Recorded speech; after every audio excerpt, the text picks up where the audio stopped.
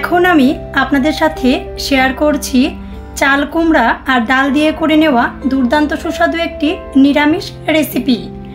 যে কোনো নিরামিষের দিন সুস্বাদু এই নিরামিষ রেসিপিটি করে নেওয়ার জন্যে কোনো প্রকার স্কিপ না করে ফুল ভিডিওটি আমার সাথে থেকেই দেখে নিন।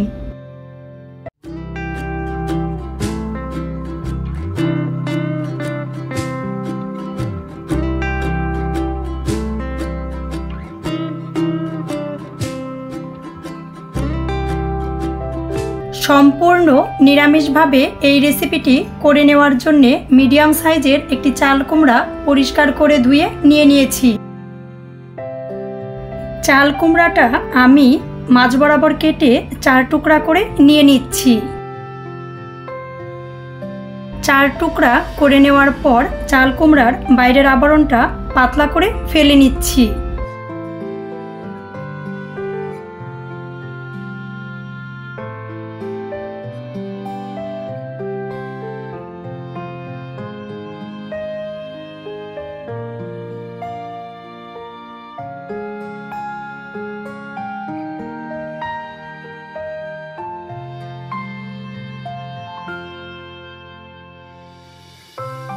চাল কুমড়ার এই রেসিপিটা শেয়ার করার জন্যে চাল কুমড়ার উপরের আবরণটা ফেলে নেওয়ার পর যথাসম্ভব পাতলা করে করে কেটে নিচ্ছি।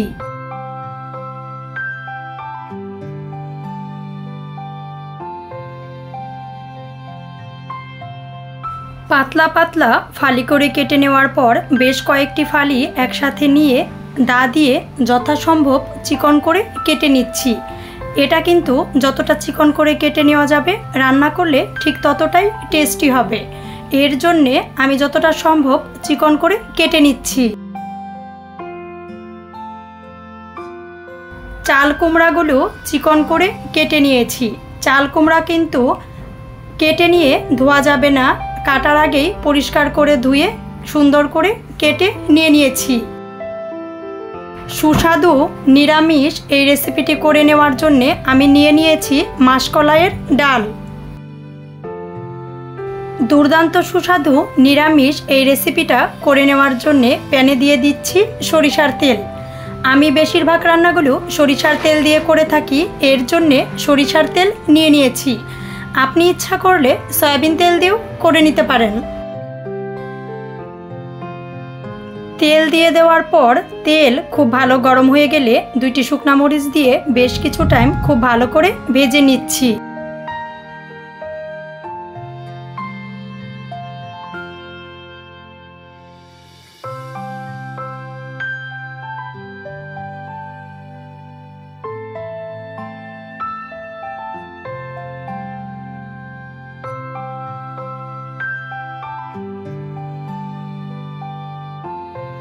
মরিচগুলো কিছু টাইম ভেজে নেওয়ার পর দিয়ে দিচ্ছি তেজপাতা।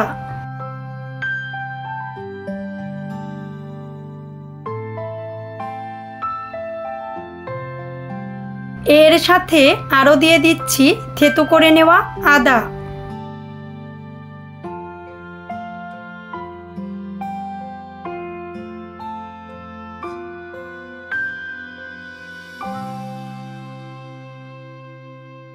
অল্প পরিমাণে দিয়ে দিচ্ছি জিরা।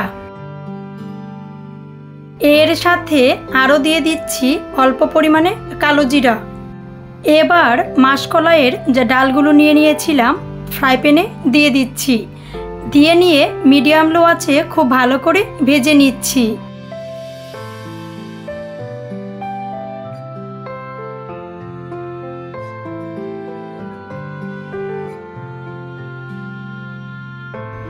সমস্ত কিছু বেশ অনেকটা টাইম খুব ভালো করে ভেজে নেওয়ার পর চাল কুমড়া চিকন করে কেটে রেখেছিলাম এর সাথে দিয়ে নিচ্ছি।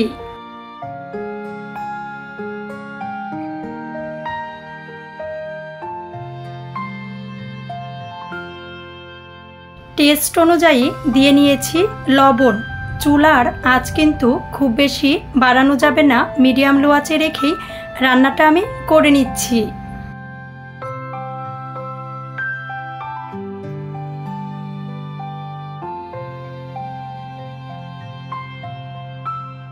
বেশ ভালো করে সিদ্ধ হওয়ার জন্য একটি ঢাকনা দিয়ে ঢেকে দিচ্ছি 3 থেকে 4 মিনিটের জন্যে। কিছু টাইম পরপর ঢাকনাটা তুলে নিয়ে নেড়ে দিচ্ছি, না হলে কিন্তু প্যানে লেগে যেতে পারে।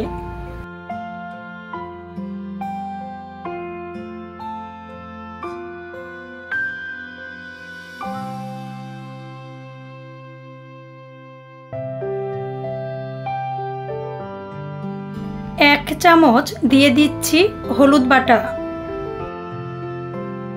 এর সাথে আরও দিয়ে দিচ্ছি বেশ কয়েকটি কাঁচামরিচ।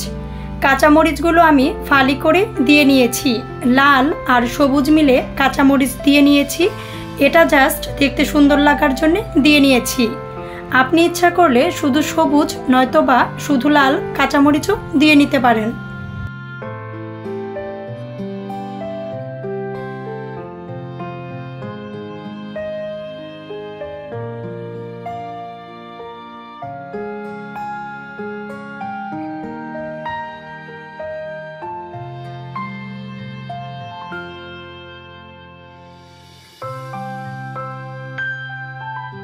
হাফ চামচ দিয়ে দিচ্ছি ধনিয়ার গুঁড়া। এর সাথে আরও দিয়ে দিচ্ছি হাফ চামচ শুকনা মরিচের গুঁড়া। ঝালটা আমি আমার টেস্ট অনুযায়ী দিয়ে নিয়েছি, আপনি আপনার টেস্ট অনুযায়ী ঝাল দিয়ে নেবেন।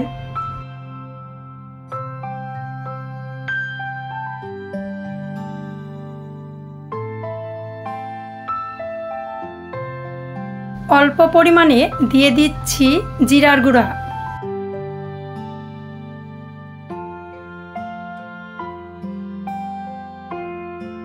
বেশ কিছু টাইম খুব ভালো করে ভেজে নেওয়ার পর অল্প পরিমাণে দিয়ে দিচ্ছি জল।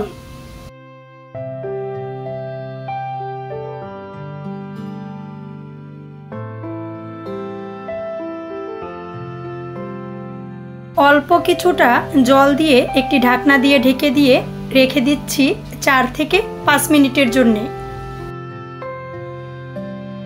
ঢাকনাটা তুলে নিয়ে আলতো হাতে খুব ভালো করে নেড়ে দিচ্ছি। এই রান্নাটা কিন্তু বেশ একটু সময় নিয়ে করে নিতে হবে। একটু বেশি সময় নিয়ে আলতো হাতে করে নিলে এই রেসিপিটা কিন্তু খুবই বেশি টেস্টি হয়।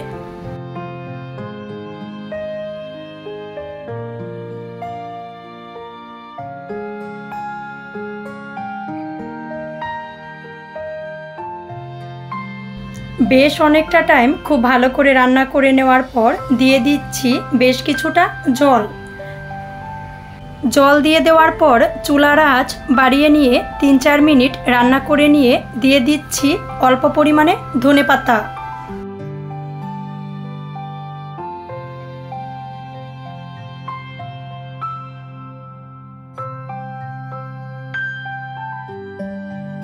এবার চুলার আঁচ আরও বেশ কিছুটা কমিয়ে নিয়ে রান্না করে নিচ্ছি 2.5 থেকে 3 মিনিটের মতন। চাল কুমড়া আর মাসকালাইয়ের ডাল দিয়ে করে নেওয়া সম্পূর্ণ নিরামিষভাবে এই রেসিপিটা কিন্তু আমাদের করে নেওয়া শেষ। চুলা বন্ধ করে নামিয়ে নিচ্ছি।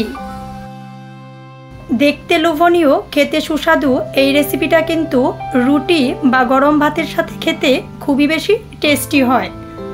সম্পূর্ণ নিরামিষভাবে করে নেওয়া এই রেসিপিটি দেখে কেমন লেগেছে অবশ্যই কমেন্টস করে জানিয়ে দিবেন। ভালো লাগলে লাইক করবেন, শেয়ার করবেন।